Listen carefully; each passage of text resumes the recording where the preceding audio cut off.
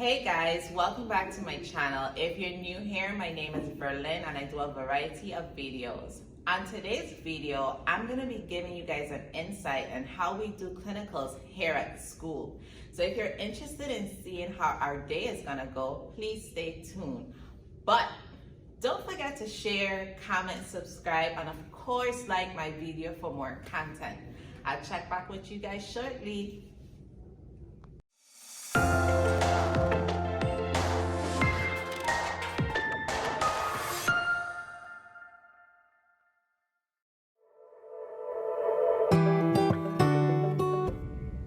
This right here is our lecture room, you guys.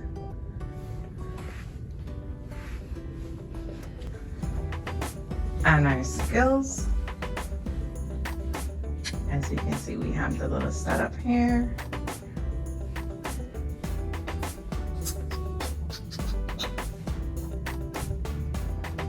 We have the sheets, change the bed, the medication cart.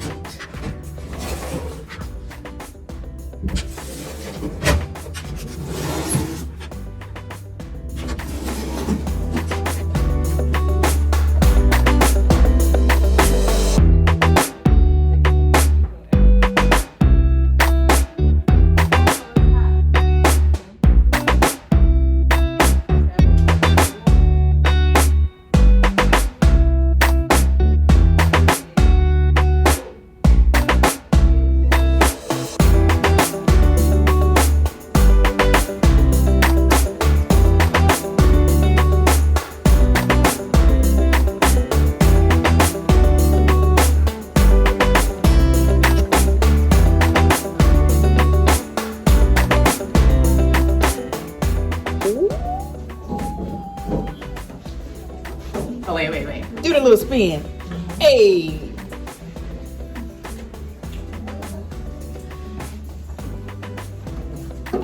Dan, I got some Starbucks, okay?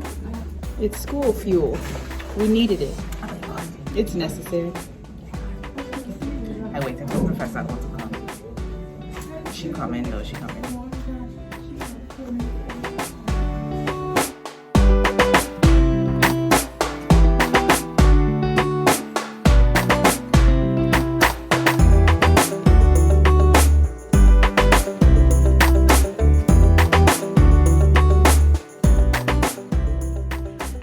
So for today, we are going to be going over how you insert and remove a catheter. So my professor is going to come in and she's going to demonstrate and give us some helpful tips when inserting the catheter and removing it as well. I'm going to go ahead and record her, and then you guys are going to go ahead and see us students practicing. So this should be a really good demonstration and it should be a really good video. Stay tuned.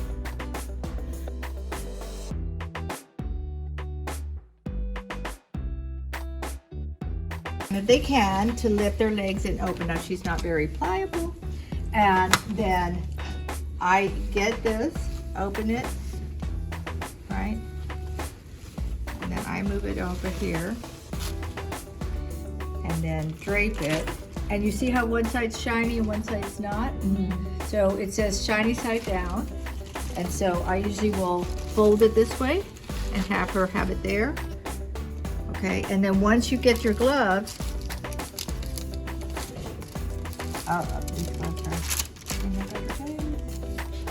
put your gloves on.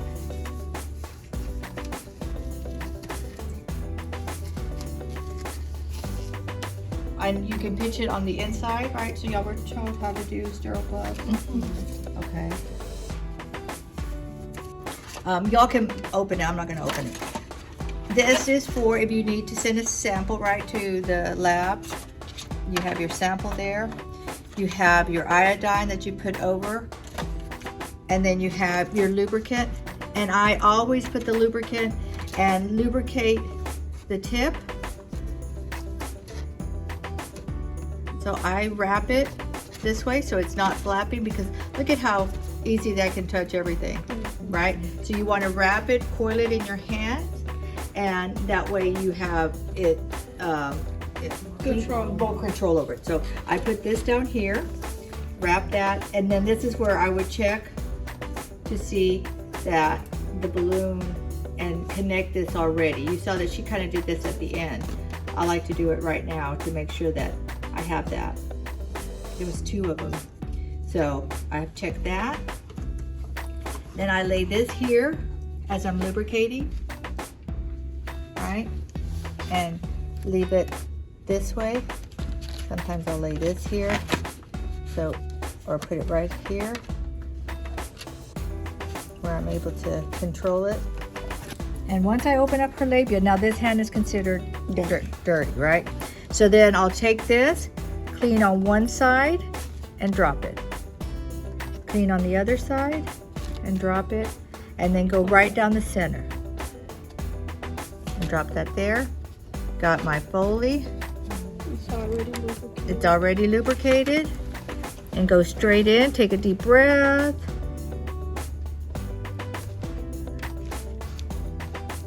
Jeez.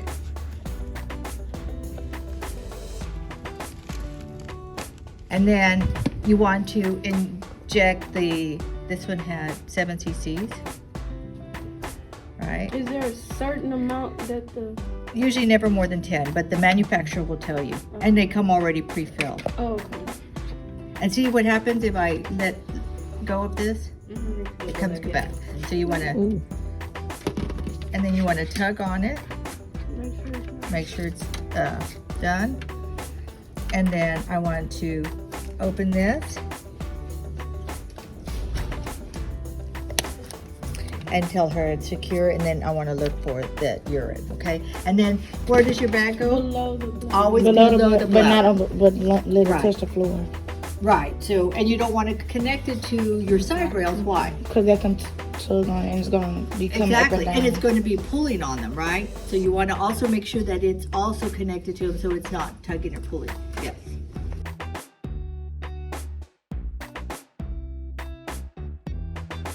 Always want to, before you take out the catheter, you always want to make sure that you're removing even more so than you put in, right? You always want to make sure that you at least get what, and we put in 7. So we got that back. And you always want to make sure that you have at least that. Don't ever try to remove a Foley with that balloon inserted, okay? And then, so when you're going to remove a catheter, you always want to make sure that you're removing the water from the balloon, because if not, you're pulling on that with that balloon already inflated. Okay, so look what happens if and if they're pulling it out with that much water in your meatus. Yeah. And you see how little that meatus is? That puts a lot of trauma there. So you don't ever want to pull out the Foley without it being deep, right? So it otherwise it could be slipping in and out, and you'd have to, so it's a way to keep it lodged in there. Okay. So you see that it goes up into the bladder. Once you get urine, you go a little bit further up, and so you're wanting it to be kind of in the neck of the bladder, and then that balloon keeps it in place. And then when you do a gentle tug. So once you put this in, you're gonna have to really try to push at it. So once you push it in, it's not going any further. Then you like 3 or 4 inches in, right? You do. When you get, yeah. So you did 5 or 6 until you, and then you pull back. You pull back until you feel a little bit of resistance, because then now that balloon is at that neck of the bladder. Mm-hmm. And once you do that, then you know it's in place. Okay.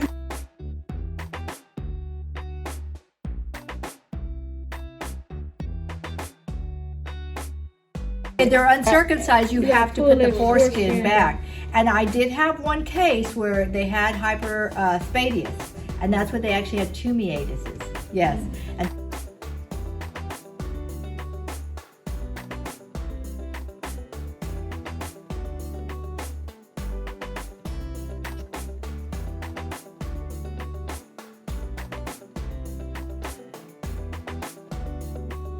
so this one man had 2 meatus. Well, you go in one hole first and see if you get urine. If not, so he had pulled the foreskin back, and you want to clean that. So you clean in circular motions, and then one over the meatus itself. So like I said, with this particular man, he had one at the tip of his penis and he had one underneath, kind of like in the hood. And so because we knew that he had the two, and it was called hyperspadia, so they have two meatus. What come out the other one? Nothing. Being able to identify it and then put it in. Now, again, the other problem with that with the males is that Them being limp. yeah, so you really have to make sure that you have a good grip of it, because you're not going to be able to sometimes push it in further enough with it, you know, And how far do you have to go in with them a versus? little further because of the length of the penis. And you would take this and you're doing that, right? And so you want to start at the base and then you're working your way up, and then you'll go over the actual meatus, okay? And you drop that, and then you wanting to make sure you're still holding it secure and putting it right into the actual meatus, okay? And so you're feeding it in, and you're going to have to push a little bit further because of the length of the penis by the time you get in. So is it like trying to go all the way to the bottom? You're trying to go to the bladder. So if you think about it this way, you're trying to get to here where the bladder is, right? So depending on the size of the penis, you may have to go a little bit more than you would on a woman, right? So their tubes are probably longer, Yeah, because right? the urethra is longer. But I'm saying like the catheter. No, the catheter is the same amount, Oh, okay. but you might have to go in.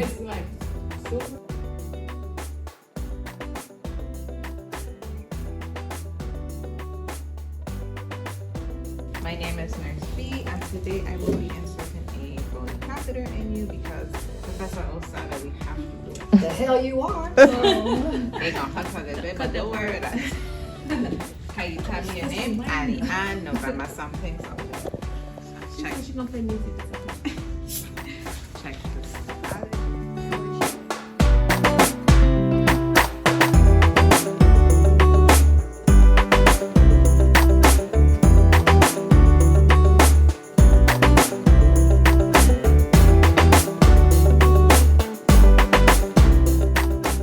And yes, and so what are you palpating for? To see if there's distension, firmness, and gas. This is the time to fart. Just let it go. And it's quite common when you're pressing on their belly, they're gonna. So that.